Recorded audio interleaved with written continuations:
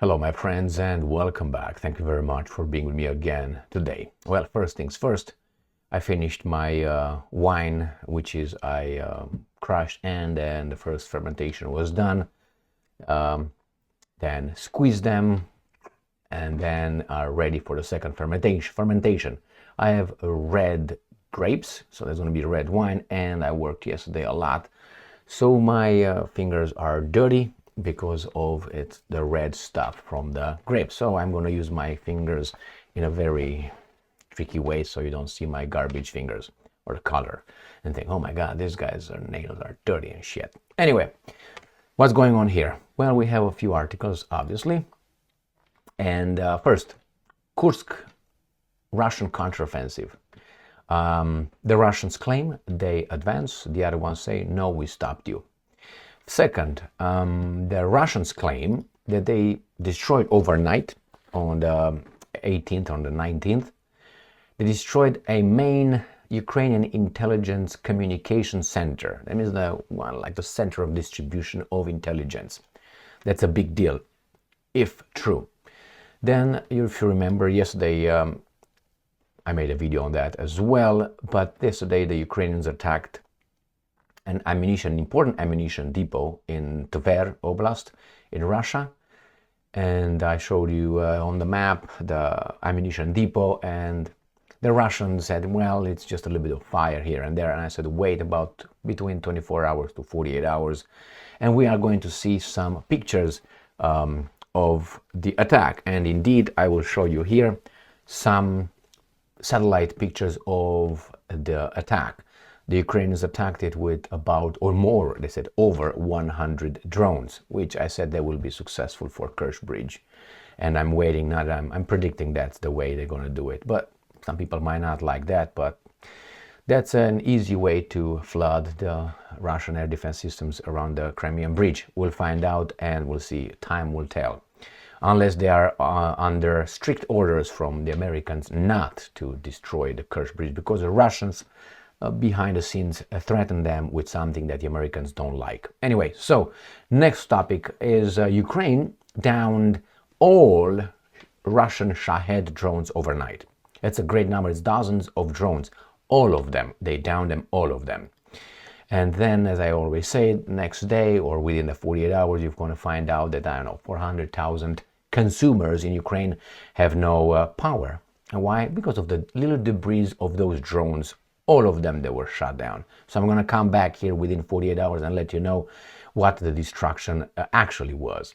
Next one, we have the weasel country of Romania, which is under political, no fingers, right, like this, political, military, cultural, and economic occupation. They are occupied. The president comes over in front of, supposedly, the parliament, the Romanian parliament, and tells them, you know what, how about we have some training centers for the Ukrainian Marines in the territory of Romania. Since we have everybody else here from NATO countries to defend the NATO's eastern flank, then how about we have that done? Questions for the Romanian, how come Hungary doesn't have it? Or Slovakia? Well, you know, those are Russia's how do you call it, vassal states, right? I will tell you about how we Romanians, how do you call that, we measure our policies, foreign policies, many times according to how about the Hungarians? What did the Hungarians do? And vice versa. So it's like, okay, we accept this garbage on our territory. How about Orban? Oh, Orban did not accept that. Oh, so they're not an occupation? Okay. So we look at that. We are in deep doo-doo. You might agree with that, which is obviously fine with me, because that's why we have this democracy in Romania, blah, blah, blah. Next one, I think Germany, and not only Germany, countries that provide Ukraine with old weapons to fight the new weapons of the 21st century of the Russian Federation, I think they are criminals. That's my assessment on them. So if you have, let's say in this case, the German defense, because they're defense, they're not offense department, which is the military, right? The guys in charge, supposedly. Why? Because in Germany, you know who's in charge, right? Who has troops on your country, that's the one in charge. If you don't have troops in their country, but they have in yours, that means you are the vassal state right there, subordinate state.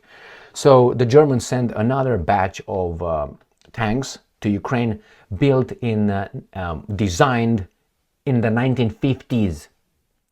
Yeah, you heard that right, 1950S, 50s, okay? So about 10 years after the Second World War. I will show you. So this is, I think, a crime, because I would not allow my servicemen, my people, to go in that garbage and go against, I don't know, a $20,000 drone, which is gonna fuck me up, all right, and burn like a rat over there.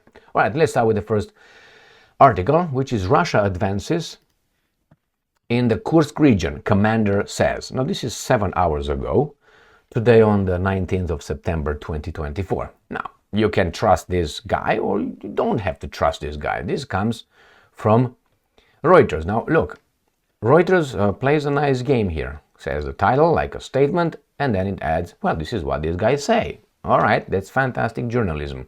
Instead of stopping right here and ignoring that, all right, like they do with Ukrainians usually. But hey, they learn something as well. I will show you. Russia has taken 2 villages in the western Kursk region, a senior commander said, as Russian forces advance against thousands of Ukrainian forces who smashed through the Russian border last month. So that's the word. Let's see what this Mr. General, Major General Apti Alaudinov, I don't know what their name is, but I look at his face and, he is advisor to the Chechen Republic. All right, now he's a commander of Akhmat. All right, it looked Russian, let's put it this way, that's why. Commander of the Chechnya, oh look right here, Akhmat Special Forces and deputy head of the Russian Defense Ministry Military Political Department said Russia has taken Nikolaevo, Darino and Darino. Opa, Darino and Darino. The villages are about 15 kilometers, 9 miles from the former front lines that were established by Ukrainian forces in August and given Russian forces a position from which to attack Sverdlinkovo, which Ukrainian forces have been using as a logistical center. Our entire front has moved forward. And quote, Alaudinov said. All right, so let's see where that is. We have, obviously, where is it? If you cooperate, you want to cooperate with me? No, you just want to zoom in. Zoom, I will make you. All right, so here is the map of Ukraine. And doesn't zoom more than that, it seems like. These guys are doing a bad job, but nevertheless, I like this map anyway, because it's clear to show it. So here is Kursk, this is Ukraine, this is where the Ukrainians or whomever, NATO, were capable of invading. All right, so this is it on this area. This is Nikolaevo, Darinko is right here, and Darinko. So they claim they took all this. These guys obviously don't update their thing, even though I did an update on them. Let's do it right here live.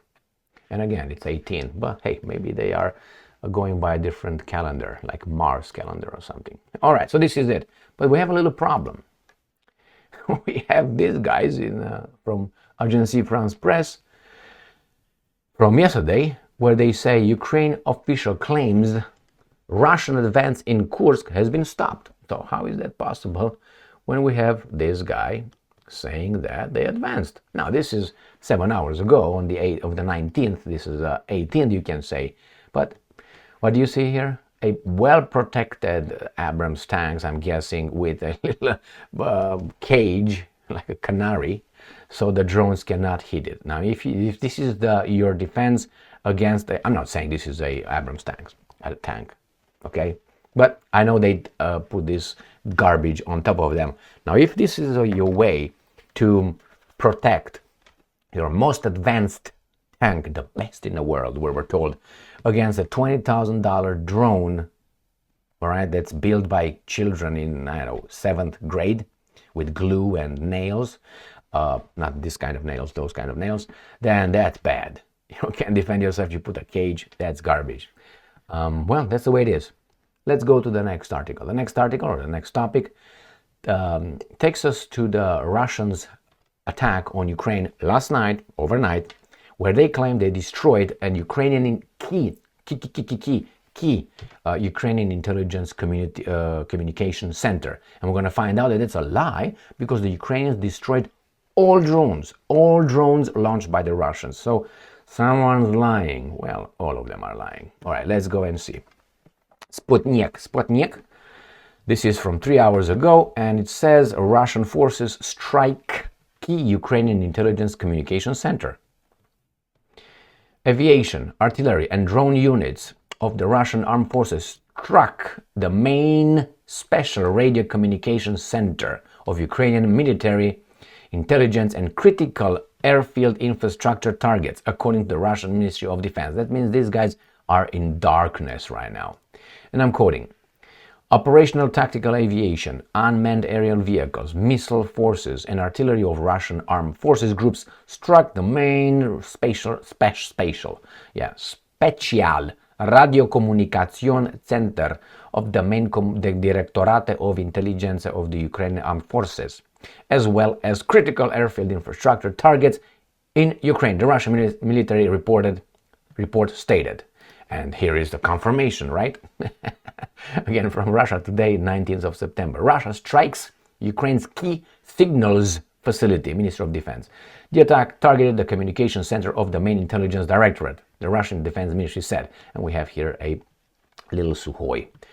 All right, Russian forces have conducted a strike on Ukraine's key military communications facility, as well as a number of other high-priority targets, the Defense Ministry in Moscow says. Now, this is nice, because you conducted a strike. Okay, that's accurate. So you got in the air and you did what you did. And then what did you? All right, what is that? Key, as well as a number of high-priority targets. So they target them, they conduct the strike. Now, were they successful? They don't say that. Right? Maybe here. In a statement on Thursday, the ministry said that Russian warplanes, drones, missiles, and artillery had successfully, now, this is the confirmation. Got that? Confirmation. Good enough for people. And I'm quoting, they hit the main center of special radio communication of the main intelligence directorate of the armed forces of Ukraine. So that means Mr. what's his name, Budanov is dead? No, he's not.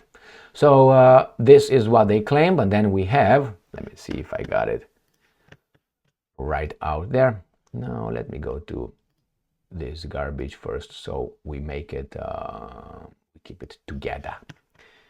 And we have this, the new voice of Ukraine. Ukraine downs all Shahed UAVs in the latest wave of Russian missile and drone assault. So that means, I think the Russians should stop launching the Shaheds, don't you think?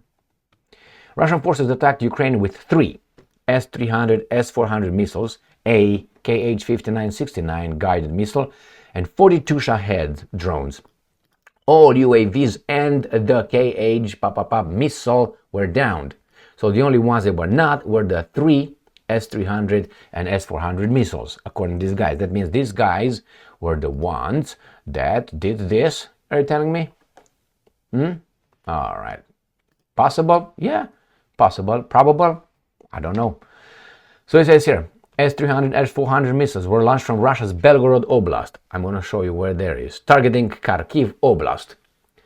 Belgorod and Kharkiv. Belgorod is right here. Kharkiv is right here. So this, it's beautiful. So this is Sumy, this is Kursk. Down here is Belgorod. Here is Kharkiv. Next one. And it says, while the Kh-5969 missile was fired from the airspace of Zaporozhye Oblast temporarily occupied area. So they launched them from Zaporozhye, which is in this area here. Occupied, that means from this little place. Let's go to the last area where they say the drones were launched from Russia's Primorsko-Akhtarsk and Kursk Oblast. Now we know where we have Kursk here, and Primorsko-Akhtarsk is across from the Azov Sea.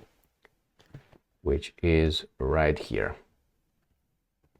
Come on, baby doll, show yourself right here. This is Primorsko-Akhtarsk. So from there and from Kursk they were launched. Let's see if they tell us what they hit. Ukrainian Defense Forces, including aviation, anti-aircraft missile units, mobile fire groups, and electronic warfare units, jointly repelled the attack. The defense operated across several Ukrainian oblasts, including Dnipropetrovsk, Kiev, Vinnytsia, Zhytomyr, Rivne, Cherkasy, Kirovohrad, Mykolaiv, and Kherson Oblast. These are half of Ukraine, which is from here. Chernihiv, Kiev, Zhytomyr, Vinnytsia, Cherkasy, and then you have here Mykolaiv, Dnipropetrovsk, Kharkiv. This is the area where they attack. All right, that gets me to this beautiful article coming from Ukrainska Pravda, where they say something I said yesterday.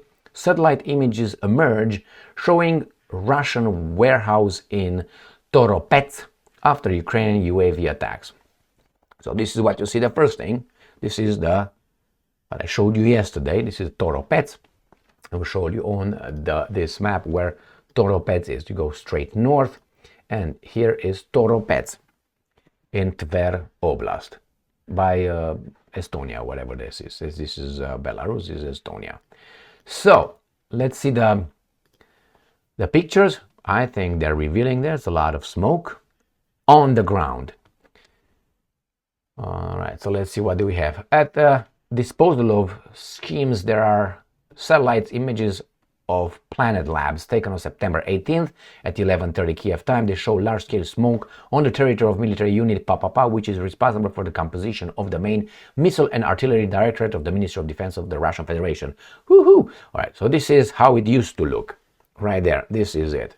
All this around the city of Toropets. And this is how it looks now, according to these guys, right there. I think they were successful, and I told you the reason why. Flood the air defense systems. What can you do? All right, let's go to the weasels from Romania, where they have a Romanian president. His name is very Romanian name, Klaus Iohannis. No, that's not a Romanian name, that's a German name. I have nothing against that, as long as he's doing a good job for Romania. But I don't think he is. I think he is doing something else for someone else. Why? You're under occupation, my boy. All right, let's see what's going. He goes over there, and like always, they play games, which is they go through the system, but the system is as it is. I want to say corrupt, but Ukrainska Pravda. Romanian president asks parliament. You see, they go through he asks the parliament. It's everything illegal, and the parliament asks parliament to approve training center for Ukrainian Marines. Here is the president of Romania, Klaus Iohannis. Presentable, calm, tall, not fat. He's a very presentable guy. He speaks German, he speaks English, he speaks Romanian. So he's a professor, a teacher. He's a physics teacher, if I remember correctly, right? He's okay. Anyway, so Romanian President Klaus Iohannis has appealed to Parliament to approve the establishment of a training center in the country for training Ukrainian Marines. What do you think will happen? I can give you right now that will be approved. Why? Because he and these guys here are following orders. And this is a confirmation. I used two different sources, but actually the same source. In the voice of Ukraine, Romania may establish, Romania will definitely establish training center for Ukrainian Marines. I think they already were trained in Romania in NATO bases over there, but nevertheless now they make it for the baboons aware that, hey, actually we go through the system. So this is what he says. Klaus Iohannis, president, has requested parliamentary approval to establish a training center in Romania for Ukrainian Marines. And who's going to train them? The Russians? Who's going to train them? You want the trainer who knows shit. And how do you know shit? You know by reading, by books, and by direct experience. So who are the guys with the greatest experience? I would say the Americans or Romanians from the Second World War. Which one do you think they are? Nevertheless, I think the Ukrainians are right now in that position.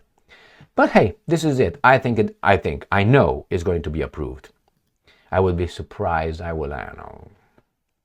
I don't even have to go deeper than that. So let's see how Germany, I think, commits a crime against the Ukrainians in the name of helping them, supposedly. Ukrainska Pravda. Germany hands over a large military aid package with more than 20 Leopard 1A5 tanks to Ukraine. Or Leopard. How do you want it? Leopard. This is a Leopard. Ooh, from behind. Is that your poop hole? Germany has handed over a new military aid package to Ukraine, which include, among other things, 22 Leopard 1A5 tanks and more than 60,000 rounds of 155mm ammunition. So let's see this Leopard, his right there. His specifications, Leopard 1. And what I want is this, and that's all you're gonna get. All right, in service, that is for you 1965. They're still active, some of them, in service. So the first one was built in 1965, put in service. Designed by Porsche. Designed, what years, baby doll? Almost Stalin was still alive then. He died, what, 3 years before all this. So in 1956, they started designing this. Okay, this is produced. They stopped producing it in 1984 when George Orwell, he did it in 48 actually, but that's why he wrote it. George Orwell wrote the 1984 dystopian novel, 1984 in 1948. All right, so there you have it. You got it? They stopped doing it. It was designed then, and then it's in operation for baboons. Now you can say, and you will say, and I will say, we're together in this one, Emil, things were improved. Yeah, upgraded, updated, and all that. They were painted differently, and they were added some cages above. Don't look at my nails. All right, my friends, here it is. I think that's a crime, but what can you do? You go to a gunfight with a knife. Thank you very much for being with me again today. Stay strong, stay smart, look for the truth, and be just.